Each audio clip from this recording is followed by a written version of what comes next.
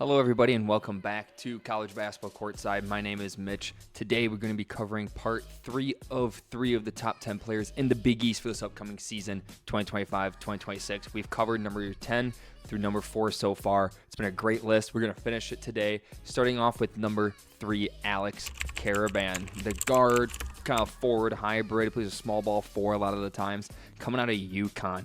6'8", 230-pound senior. Last year, stats on screen, you can see his averages. Very versatile. 14 points, 5 rebounds, about 3 assists, 1.5 blocks, over a half steal.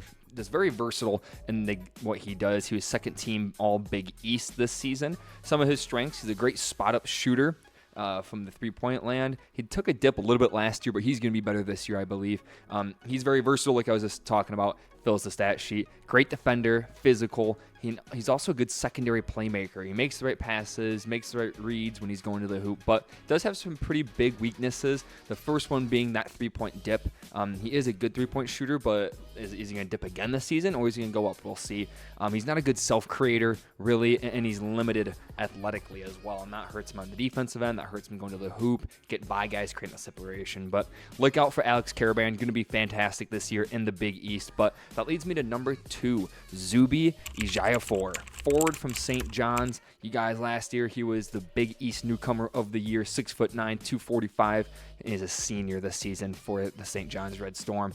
Last year, stats on screen, you can see this big man in the middle, 15 and 8. Shot it really well from the field. He only shot about 22% from 3 on just over 1 attempt a game. That's not really his game. And then 71% on 6 free throw attempts. Not too bad for a big guy who's not known for his shooting touch. He does knock him down with some consistency, which is nice to see. But what are his biggest strengths this year? What's going to make him be the player of the year this year? His offensive rebound. He's the best offensive rebounder in the country. Led the nation last season.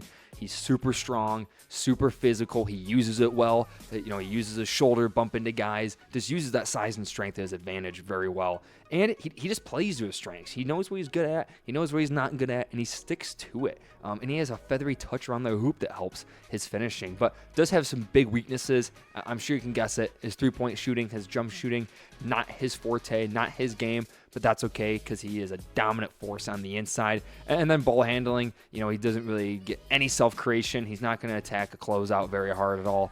Doesn't have that ball skill, but that's number 2, CBB Courtside. Look out. He has a real good chance at winning Player of the Year this year.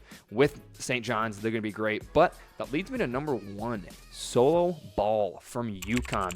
You guys, 6'4", 200-pound junior lefty. You'll see the stats on screen here of what he averaged last season. You can see that he was very versatile, kind of like Alex Karaban, 14 points, 3.6 rebounds, only 1.6 assists. I would like to see that go up a little bit, having the ball a lot, but there's a lot of creators on the UConn team. He did shoot at 41% from 3 on almost 7 attempts a game. That is his calling card, three-point shooting. He's fantastic.